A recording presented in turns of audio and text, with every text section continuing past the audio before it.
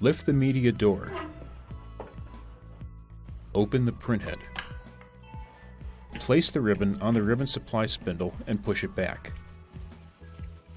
Bring the ribbon under the printhead and wrap it around the ribbon take-up spindle.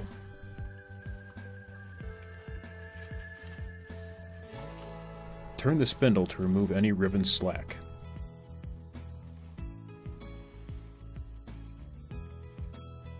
Turn the media guide adjustment knob counterclockwise.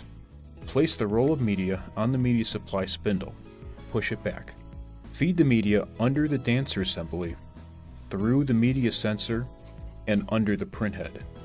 Feed the media through the cutter. Turn the media guide knob clockwise until the media guide touches the edge of the media. Close the printhead. Adjust the optional cutter tray rail and stops for your media size. Close the media door.